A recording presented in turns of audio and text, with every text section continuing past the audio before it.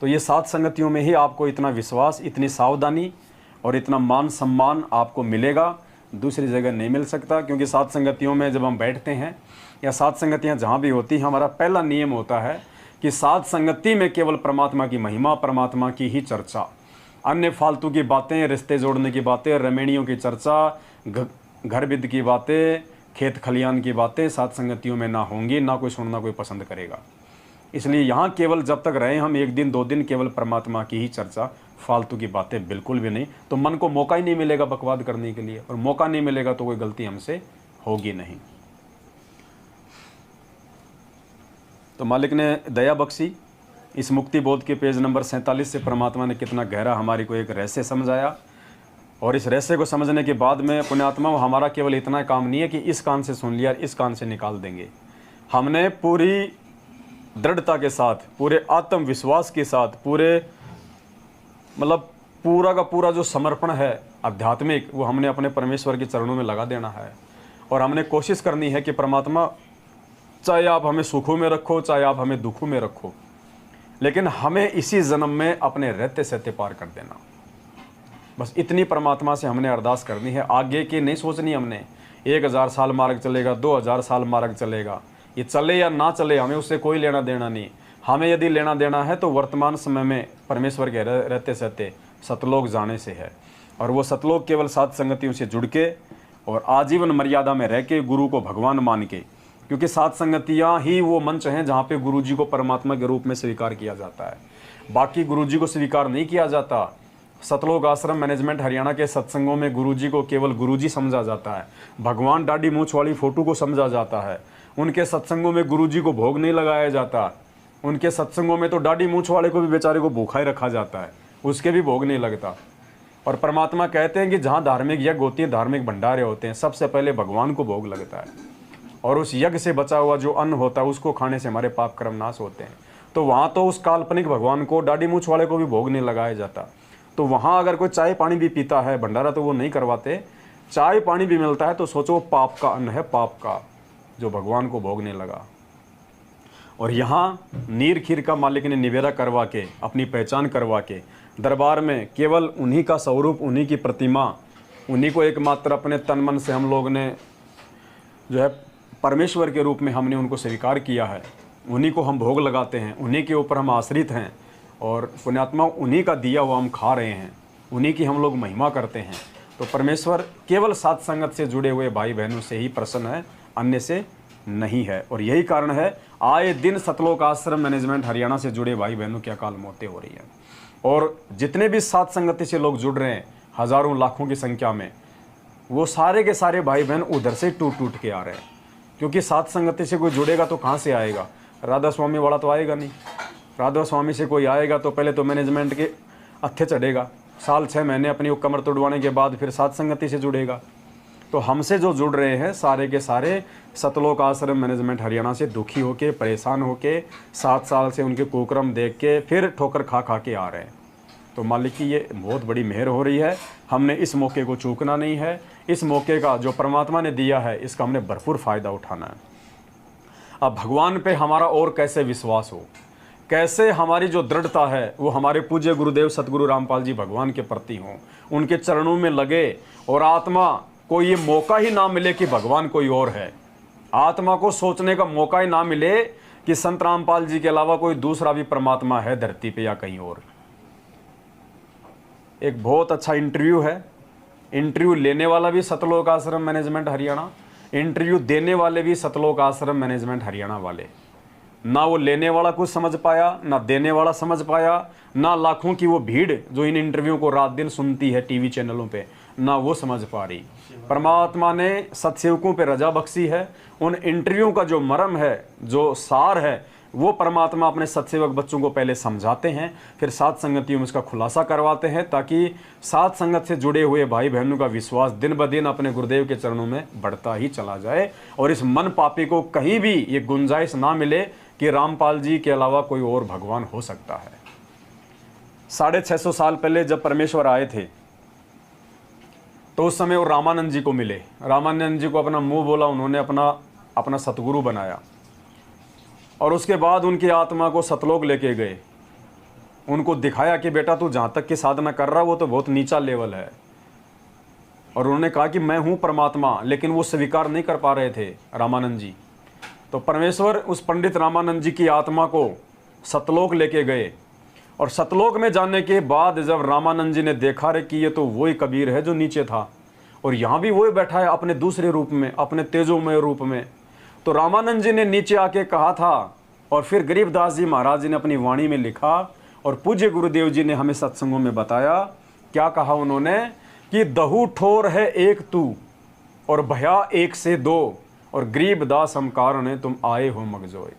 क्या कहा रामानंद जी ने कि हे परमपिता परमात्मा, दहु ठोर है एक तू, कि परमात्मा ऊपर भी आप ही और नीचे भी आप ही, और भया एक से दो, आप एक परमेश्वर हमें भक्ति समझाने के लिए दूसरे रूप में आप इस पृथ्वी लोक पे आए हुए हो।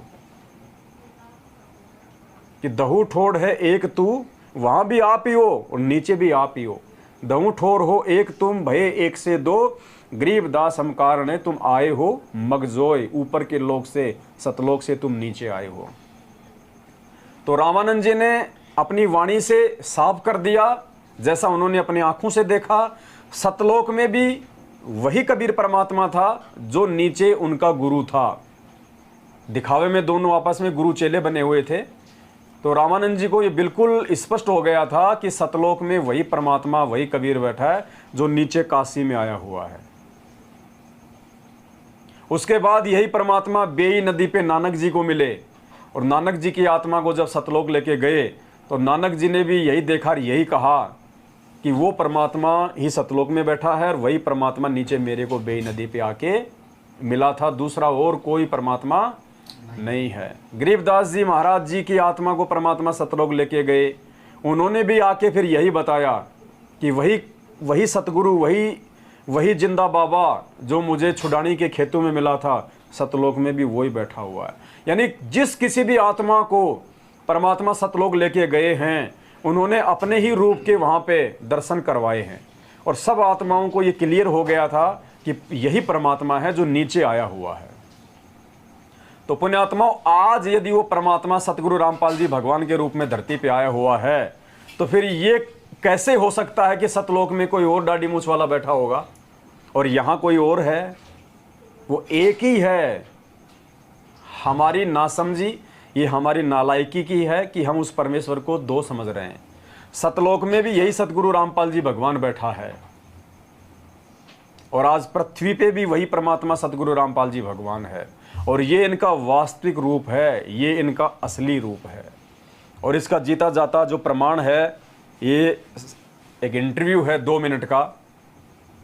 अब ये तो ना तो कोई पवन दास ने इंटरव्यू दिया जो आपको झूठ बोल देगा, ना किसी और भगत भाई बहन का है, ये मैनेजमेंट वालों का इंटरव्यू है, मैनेजमेंट वाला ही लेने वाले हैं।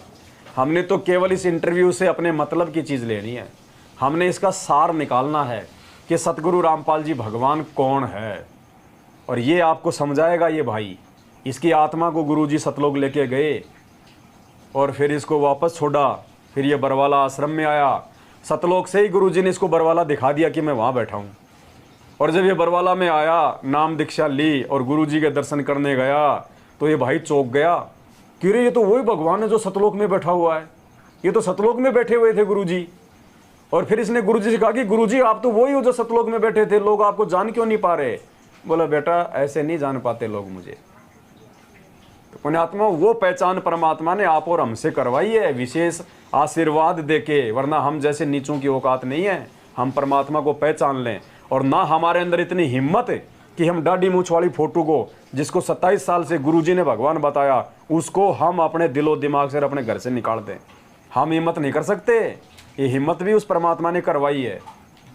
तो सुनिए इंटरव्यू को ध्यान से और फिर देखिएगा कि कौन है परमात्मा।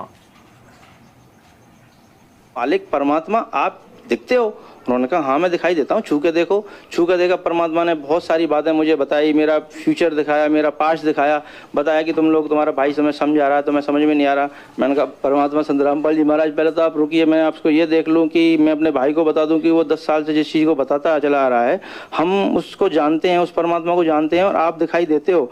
तो उन्होंने कहा ठीक है बता के बेटा तू अब यहाँ से निकल और बरमाला आइयो। मैंने कहा जी बरमाला कहाँ पे? तो परमात्मा ने संत रामपाल जी महाराज ने मुझे सतलोक से ही वरमाला का आश्रम दिखाया, कहाँ पे है कैसे है। मैं रोने लगा कि मालिक अब तो यहीं रख लो, अब यहाँ से जाने का तो दिल ही नहीं कर रहा है, यहाँ तो बड़ा अच्छा लग रहा है। उन्होंने कहा बेटा जाना तो पड़ेगा, अभी तुम्हारे काम बाकी हैं। तो फिर मैंने कहा गुरुदेव अगर आप तो सब कुछ कर सकते हैं, आप तो परमात्मा हो संत रामपाल जी महाराज, तो मेरी मोम को क्यों नहीं बचाया। तो उन्होंने बताया कि बेटा तेरी मोम ने ना नामखंड कर दिया था, उसको विश्वास नहीं हुआ, ज्ञान नहीं हुआ, पर तू नीचे जाके ऐसा नहीं करना है, तुझे मैं यहाँ से पक्का करके भेज रहा हूँ, अपने भाई की हेल्प करनी है और इस समाज को, ये एजुकेटेड जो समाज है इसको समझाना है और अपना पूरा जीवन इसलिए लगाना है। तू तो मर चुका था, देख तू शराब पी के यहाँ गिरा था रेलवे स्टेशन पे, मुझे याद आया, हाँ गिरा था। उन्होंने कि यहीं मरना था तुझे, लेकिन मैंने तुझे वापस बुलाया है और तेरे को ये जीवन जो मैं दे रहा हूँ आगे ये भक्ति के लिए दे रहा हूँ, अब इससे भक्ति ही करनी है, कुछ और नहीं करना। मैंने कहा ठीक है जी, लेकिन मैं तो कब आ जाऊंगा जल्दी। उन्होंने कहा बेटा मैं नीचे तुम्हारे साथ ही रहता हूँ, मैं पृथ्वी पे बैठा हूँ, तू जाएगा मुझे मिलेगा तो मुझे देखेगा कि तुझे कोई दिक्कत ही नहीं आएगी। मैंने कहा ठीक है जी, अब तो परमात्मा मुझे फिर जाने दो। परमात्मा ने मुझे वापस लाया, मैं अपनी माँ के 12-13 जितने भी करने थे वो किए। जैसे ही माँ के 12 बजे मैं वहाँ से निकल लिया। सतलोक आश्रम वरवाला के लिए जब मैं निकला, वरवाला के रेलवे स्टेशन पर पैर रखा तो लगा कि मैं परमात्मा की संत रामपाल जी महाराज शरण में आ गया। जैसे ही मैं लाइन लगा के गुरुजी के पास पहुंचा तो मेरे से नाम दीक्षा देने से पहले भगत जी ने कहा कि भगत जी ये कुछ नियम है, इनको पढ़ लो। मैंने कहा भगत जी कैसी बातें कर रहे हो आप, संत रामपाल जी महाराज परमात्मा से मिलने के लिए अगर 1 लाख नियम भी होते तो मुझे मंजूर है, ये तो छोटे मोटे नियम है, शराब छोड़ दो, गुटखा छोड़ दो, मांस छोड़ दो और ये देना लेना छोड़ दो, ये तो सारे नियम समाज को बिगाड़ने वाले हैं। अच्छे नियम जो हैं वो परमात्मा के पास हैं और मुझे संत रामपाल जी महाराज से नाम दीक्षा ही लेने के लिए मैं इतनी दूर से आया हूँ। तो उन्होंने कहा भगत जी अच्छी बात है, तो आप नाम दीक्षा लीजिए। जैसे ही मैंने नाम दीक्षा लिया, थोड़ी देर भंडारा किया, परमात्मा से मिला तो परमात्मा वही परमात्मा जो सतलोक में बैठ के मुझे समझा रहा है, वो परमात्मा वहाँ जमीन पे घूम रहा है। संत रामपाल जी महाराज परमात्मा जमीन पे घूम रहे हैं। मैंने सोचा यहाँ सबको शायद पता नहीं है परमात्मा के बारे में, तो गुरुजी जैसे आए कह रहे हाँ भाई आ गया। मैंने कहा परमात्मा संत रामपाल जी महाराज आप यहाँ घूम रहे हो। यहाँ तो मैं गुरुजी के पास गया, कान के पास, तो मैंने कहा यहाँ तो किसी को पता ही नहीं है आप परमात्मा हो। कह रहे बेटा यहाँ तो कोई किसी को नहीं पता, लेकिन ज्ञान के द्वारा यहाँ सबको पता चलेगा बेटा, कोई बात नहीं। मैंने कहा क्या कहा गुरुजी ने कि बेटा यहाँ किसी को नहीं पता कि मैं परमात्मा हूँ, लेकिन ज्ञान के द्वारा धीरे धीरे सबको पता चलेगा। तो पुण्यात्मा अभी सात संगतियों से वो ज्ञान परमात्मा अपनी वास्तविकता का करवा रहा है और आज सात संगतियों से जुड़ने वाले भाई बहन ही उनको परमात्मा मान रहे हैं कि यही वो परमात्मा है जो असली कबीर है, जो सतलोक में भी बैठा हुआ है, हिसार जेल में बैठा हुआ है, हम सब के घरों में भी बैठा हुआ है। वरना वो 90% हमारे भाई बहन हैं जो आज भी दाढ़ी मूंछ वाले को ही सतलोक में बैठा हुआ भगवान मान के उसको पूज रहे हैं, उसको भोग लगा रहे हैं। तो ये पहचान परमात्मा ज्ञान से आज हमें करवा रहा है कि धरती पे परमात्मा है। और पुण्यात्माओं गुरुजी कहते हैं जब तक तुम्हें परमात्मा की पहचान नहीं होगी कि परमात्मा कौन है, तब तक तो तुम्हारी भक्ति चलेगी भी नहीं। और देखो इस सत्संग में परमात्मा ने कितना अच्छे से क्लियर किया है कि उस 13वें पंथ को चलाने वाला कौन होगा। आज परमात्मा ने आके 13वां पंथ चलाया ना सन 1997 से, यथार्थ 13वां कबीर पंथ। कौन होगा उस 13वें पंथ को चलाने वाला? तो गुरुजी कौन है जो 13वें पंथ को चला रहे हैं? घर घर बोध विचार हो, ये चर्चा चला करेगी कैसी गलती ना करना, और दुर्मति दूर बहाय, सबकी दुर्मति दूर चली जाएगी। और कलयुग में एक हो सब बरते सहज सुभाए।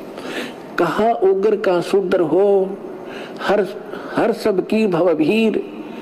अब कहते उस संत के द्वारा चलाए गए उस पंथ में चाहे कोई निकम्मा आदमी हो उग्र, और चाहे कोई बिल्कुल शूद्र हो, वहाँ कोई भेदभाव नहीं रहेगा, सबको सेट किया जाएगा, सबकी बुराई छुटाई जाएंगी और वहाँ सबकी ही भीड़ होगी, यानी बहुत संख्या में उसके अनुयायी होंगे। कहा उग्र का शूद्र हो, हर सबकी भवभीर, और सो समान दृष्टि है वो समर्थ सत कबीर।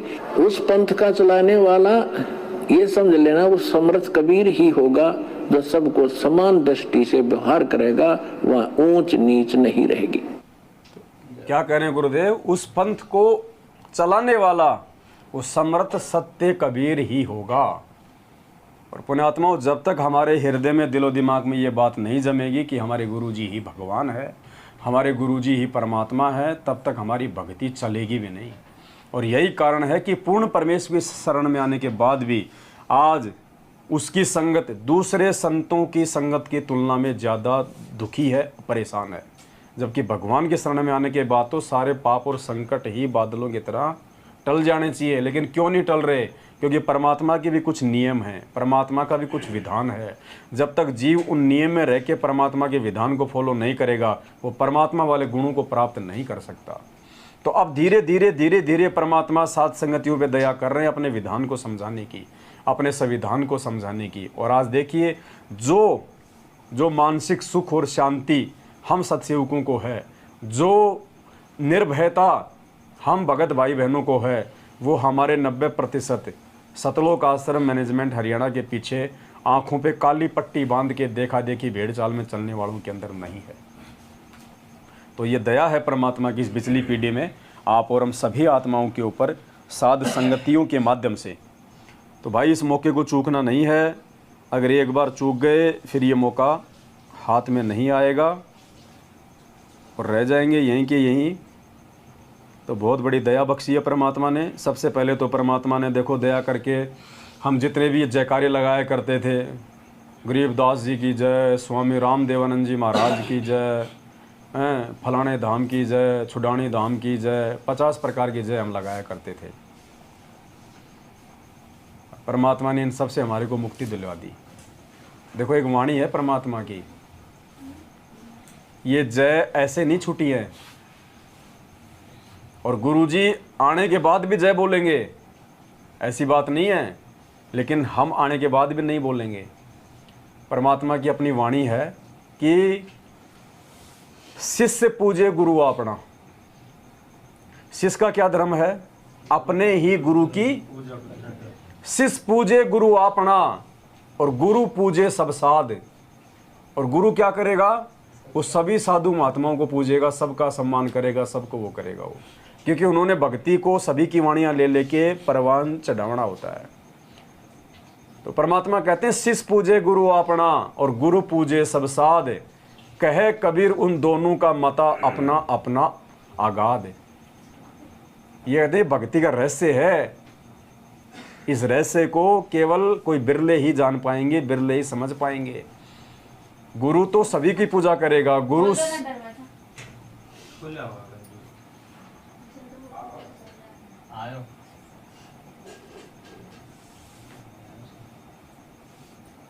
क्या हुआ?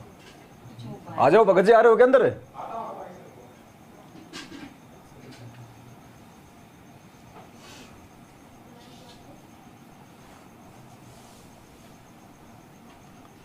तो पुण्यात्माओं, ये जो इस तरह के जो भेद हैं, ये परमात्मा ने सात संगतियों से ही इनका खुलासा करवाना है। और ये हिम्मत जो है ये परमात्मा केवल अपने उन्हीं बच्चों को देंगे जिन बच्चों को परमात्मा ने ज्ञान दे के ज्ञान आधारी बनाना है, जिनको परमात्मा ने इसी जन्म में अपने रहते सहते सतलोक लेके जाना है। तो हमने अपने पूज्य गुरुदेव जी के अलावा ना तो किसी संत महात्मा की जय बोलनी है, क्योंकि जय बोलना जो शब्द है वो पूजा में आता है।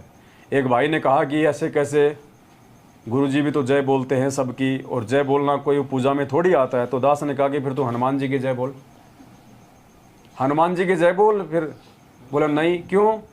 अगर आदर सम्मान में आता तो बोल दे, आदर सम्मान तो करना गुरुजी ने सिखाया है, तो बोल दे हनुमान जी की जय, बजरंगबली की जय। बोले नहीं बोलूँगा, तो मुझको ये पूजा में आता है।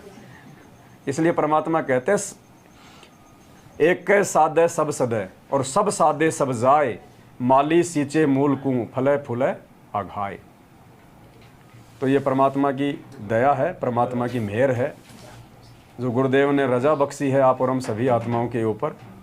और इतनी हिम्मत दी हमें गुरुजी ने कि आज हम अपने गुरुजी के अलावा ना किसी की हम कोई पूजा करते हैं, अपने गुरुजी के अलावा ना हम किसी की जय बोलते हैं, और हमारे गुरुजी के अलावा हमें किसी और से कोई लेना देना भी नहीं है, ना हम किसी के ऊपर आश्रित हैं। केवल अपने पूज्य गुरुदेव सतगुरु रामपाल जी भगवान के प्रति हम समर्पित हैं, और अंतिम समाज तक हम उन्हीं के प्रति समर्पित रहेंगे। और उन्हीं के प्रति हमारा जो समर्पण होगा वो हमारे को इस गंदे लोक से छुटकारा दिलाएगा।